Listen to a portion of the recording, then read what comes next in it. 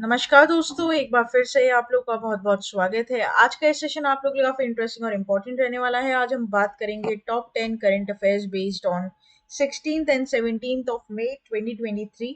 सबसे पहली न्यूज यहाँ पर आ चुकी है आपके मेरे साथ हमारी स्क्रीन पर। Telangana government introduces robotic framework for providing road map to promote robotic ecosystem in the state.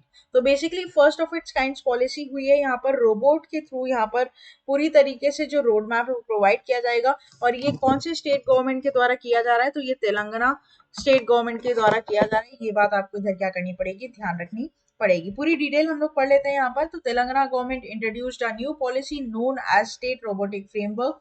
It is designed to establish a self sustaining robotic ecosystem and to position the state as a leader in robotics in India.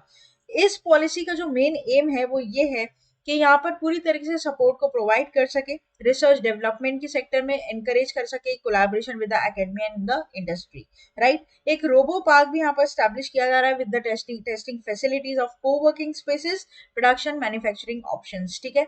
तो ये बहुत important यहाँ पर रहता है। सबसे बड़ी बात है कि कौन से गवर्नमेंट के द्वारा ये इनिशिएटिव लिया गया है, तो ये आपको ध्यान रखना है, ये हो जाएगा तेलंगाना। तो dash government launches first of its kind state robotic framework.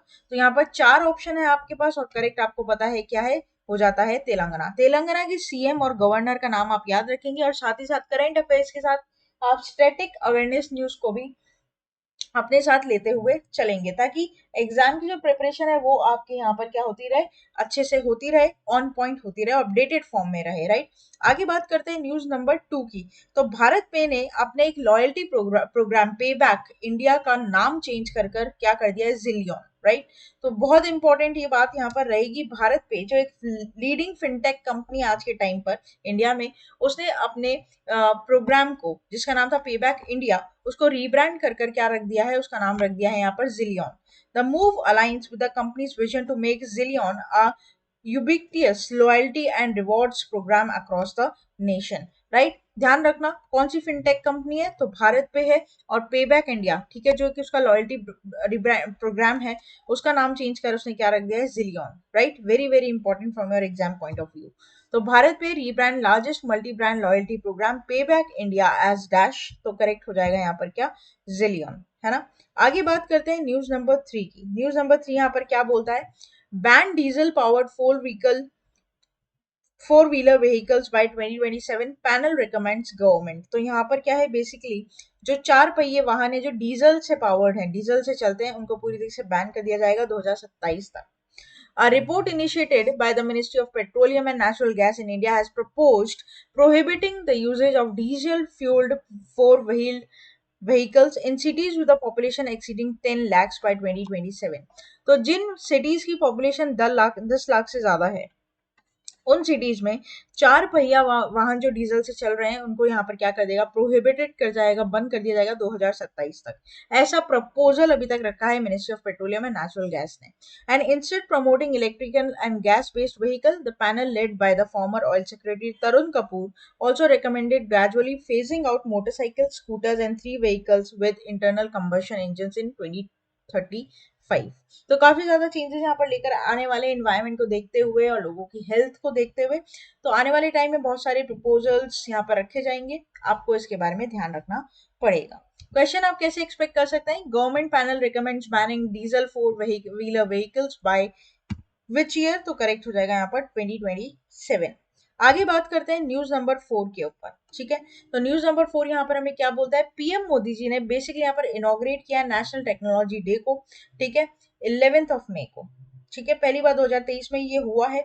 और इसके साथ साथ एक फाउंडेशन स्टोन यहाँ पर डेडिकेट किया गया है बहुत सारे प्रोजेक्ट्स का, जिसका वर्थ यहाँ पर रहेगा 5800 करोड़ रुपए का। तो यहाँ पर टोटल फंड आउटले यहाँ पर क्या हो जाता है, 5800 करोड़, राइट।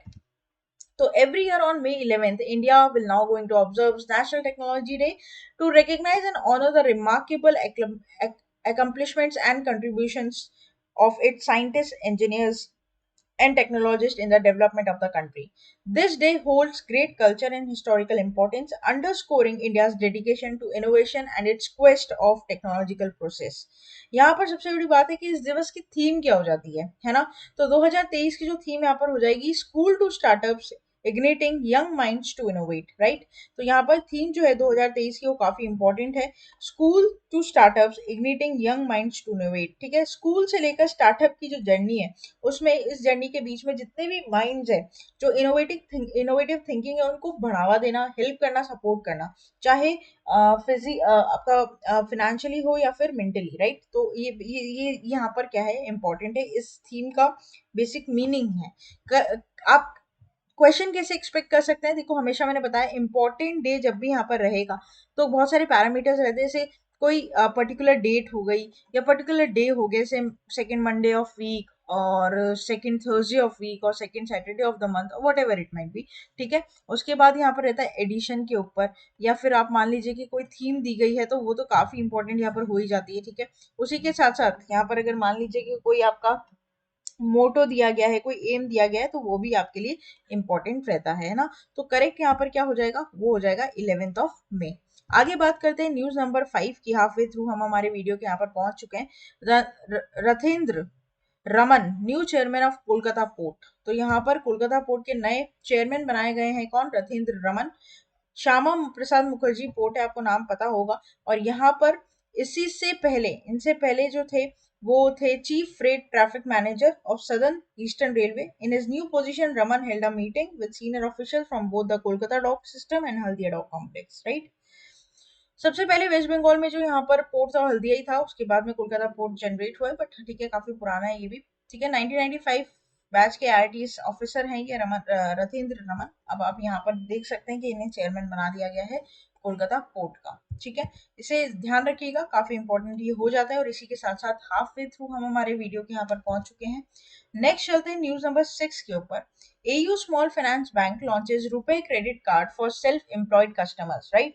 तो यहाँ पर AU स्मॉल फाइनेंस बैंक जो है वो लॉन्च कर चुका है रुपे क्रेडिट कार्ड, जो भी उसके सेल्फ एम्प्लॉयड कस्टमर्स हैं। इसके बारे में ऑलरेडी मैंने बुलेट पॉइंट्स आपको बना दिए हैं ताकि आपको ज्यादा मेहनत नहीं करनी पड़े। तो यहाँ पर एनपीसीआई के सीईओ दिलीप आजबे, ठीक है, and the MD and CEO of AU Small Finance Bank, Sanjay Agarwal, were present at the card's launch. AU Small Finance Bank Business Cashback RuPay Credit Card streamlines business financial operations by providing benefits such as up to 2% cashback and 48-day interest-free credit and immediate loans. Furthermore, it provides fire insurance, burglary, or housebreaking coverage, one-stop shop for the businesses like that. Sanjay Agarwal, who is MD of AU SFB, acknowledged the vital role of MSMEs play the Indian economy and highlighted their commitment to providing customized financial solutions for this sector. Also, business cashback rupee credit card is a test statement to this commitment, right? तो यहाँ पर सबसे बड़ी बात कि किस किस के कोलैबोरेशन में आकर ये हुआ है, ठीक है, और कौन है MDC of AU small finance bank, Sanjay Agarwal, right. Question आप कैसे एक्सपेक्ट कर सकते हैं, among the following which small finance bank recently introduces RuPay credit card for self employed customers? तो करेक्ट हो जाएगा AU स्मॉल फाइनेंस बैंक। आगे बात करते हैं न्यूज नंबर 7 की। Uttar Pradesh becomes first state to make digital health card for children, right? So, according to the recent statement, the state government of Uttar Pradesh, the Urban Development Department and Lucknow Smart City have collaborated to launch a pilot project called School Health Program in Lucknow. The program aims to improve the health of the students and also been implemented in 3 schools as a part of pilot project. As a part of the pilot project, 3 municipal schools in Lucknow, that is Aminabad Inter College, Kashmiri Mohalla Girls, inter college and Kashmiri Mohalla montessori school have been taken task, ठीक है। तो यहाँ पर करीबन 1765 children यहाँ पर आपको देखने को मिलेंगे, जिसका चेकअप यहाँ पर होगा, वो भी ऑन साइट, है ना, कॉलेज और स्कूल को मिलाकर। और यहाँ पर अभी तो हाल फिलहाल 3 ही यहाँ पर रहेंगे जो आपके प्रोजेक्ट्स के अंदर काम करेंगे, जिनका नाम मैंने अभी आपको लिया। लेकिन ये ध्यान रखना कि कौन सी स्टेट गवर्नमेंट के द्वारा ये इनिशिएटिव लॉन्च किया गया है, तो ये है Uttar Pradesh, right. Pilot project है ये, अभी तक पूरी तरीके से कमेंट्स नहीं है। Dash introduces school health program digital health card for children, correct हो जाएगा उत्तर प्रदेश। आगे बात करेंगे न्यूज नंबर 8 के ऊपर। परमिंदा चोपड़ा, इनकी फोटो आप देख पा रहे हैं, फर्स्ट वीमेन बनी है ये जो कि इंडिया के लार्जेस्ट एनबीएफसी को क्या करेगी, लीड करेगी। एनबीएफसी क्या होता है, नॉन बैंकिंग फाइनेंशियल कंपनीज, है ना। तो यहाँ पर परमिंदा चोपड़ा पहली महिला बनी है, इंडियन महिला, जो कि सबसे बड़े इंडिया के एनबीएफसी को क्या करेगी, जो कि नेट वर्थ बेसिस पर जो एनबीएफसी है उसको लीड करेगी, right. If appointed, she will be the first woman to hold the position. नाम ध्यान रखना है आपको, सिर्फ क्या हो जाएगा, परमिंदर चोपड़ा, राइट। वैसे कैसे आपका क्वेश्चन यहाँ पर बन सकता है, तो who appointed as first women to become CMD of India largest NBFC, और ये एनबीएफसी बाय नेटवर्थ होगा इसका, ठीक है, बाय नेटवर्थ। तो यहाँ पर करेक्ट हो जाएगा आपका क्या, परमिंदर चोपड़ा। आगे बात करते हैं न्यूज नंबर 9 की। तो न्यूज नंबर 9 यहाँ पर हमें क्या बोलता है, तो न्यूज नंबर 9 यहाँ पर हमें लेकर आए international day for plant health, right, जो कि हम मनाते हैं 12 मई को, और इसे मनाते हैं to raise awareness on how protecting plant health can help hunger, reduce poverty, protect biodiversity and environment, and boost the economic development. Plants are essential for the life on earth and they provide us food, oxygen, shelter, everything. They also play a vital role in the environment, helping to regulate the climate and prevent soil erosion. However, the plants are also vulnerable to the pests or pests and the diseases. They can also cause significant damage to the crops, leading to the food shortage and economic losses. This day is an opportunity to learn about the plant health threat it faces, and it also take time to action to protect plants, ensure sustainable future for our planet, right? तो यहाँ पर ये दिवस मनाया जाता है कब, 12 मई को। और यहाँ पर सबसे बड़ी बात ये हो जाती है कि बेसिकली ये क्या करता है, ये दिवस यहाँ पर ये चीज अवेयर करवाता है कि plants are very very very very important for our biodiversity और एनवायरमेंट, राइट। बहुत कुछ क्योर किया जा सकता है अगर हम सिर्फ एक प्लांट को बचा ले। तो international day of plant health 2023 celebrates on, तो करेक्ट हो जाएगा 12 मई। आगे बात करते हैं न्यूज नंबर 10 के ऊपर, इंटरनेशनल नर्सेज डे, इसकी हिस्ट्री, थीम, सिग्निफिकेंस, कोट्स सब यहाँ पर डिस्कस करेंगे। तो international nurses day is observed on 12th of May every year to commemorate the birth of Florence Nightingale, the founder of modern nursing, who was born on May 12, 1820, right? Also, इसकी जो theme यहाँ पर है वो है our nurses our future, right. एक बहुत ही acknowledge वे में सेलिब्रेट किया, कमेंट करेगा, और यहाँ पर जो भी नर्सेज है उनकी ब्रेवरी को यहाँ पर बेसिकली क्या किया जाता है, कमेंट्स किया जाता है, एक्नॉलेज किया जाता है around the world, not even a single country like India, but around the world यहाँ पर इनके जो सर्विसेज है उसको एक्नॉलेज किया जाता है। क्वेश्चन कैसे बन सकता है, dash leads as top source of market for, ये यहाँ पर इसका क्वेश्चन यहाँ पर थोड़ा सा गलत फॉर्म हो गया दोस्तों, बाय मिस्टेक। तो यहाँ पर आपका डायरेक्ट क्वेश्चन कैसे बन सकता है, इंटरनेशनल नर्सेज डे ऑब्जर्व कब की जाती है, तो ये की जाती है आपकी कब, our nurses, sorry 12th of May every year, और इसकी जो थीम यहाँ पर बन जाएगी आवर नर्सेज आवर फ्यूचर। तो ये था हमारा पूरा टॉप 10 करंट अफेयर्स का सेशन। आशा करते हैं कि सेशन यहाँ पर आपको अच्छा लगा होगा, इंटरेस्टिंग लगा होगा, हेल्पफुल लगा होगा। होम सेक्शन पर आपको सारी वीडियोस मिल जाएगी, शॉर्ट्स, लाइव, प्लेलिस्ट, सब कुछ आपको मिलेगा। आप अपने मन चाहे टाइम पर इन सबको क्या कर सकते हैं, अवेल कर सकते हैं। कम्युनिटी बेस पर आपको एमसीक्यूज मिलेंगे जिसकी हेल्प से आप अपनी प्रैक्टिस कर सकते हैं क्वेश्चंस की, और ना केवल यूट्यूब बल्कि फेसबुक, ट्विटर और इंस्टा पर भी हम अवेलेबल हैं। सब्सक्राइब करना ना भूलें, बेल आइकन को जरूर प्रेस कर दें, और हमारी ऑफिशियल वेबसाइट avision.co.in पर जाकर अपने आपको हसल फ्री आप रजिस्टर करवा सकते हैं। कोई भी दिक्कत होने से टेलीग्राम चैनल पर आप पूछ सकते हैं, व्हाट्सएप के थ्रू पूछ सकते हैं, हमेशा डायरेक्टली जुड़ सकते हैं टेलीग्राम पर इन सभी वीडियोस की लिंक और पीडीएफ के लिए। तो बने रहिए, देखते रहिए और अपनी प्रिपरेशन को एक लेवल अप ले जाइए अविजन इंस्टीट्यूट के साथ मिलकर। तब तक के लिए thank you so much and have a nice day.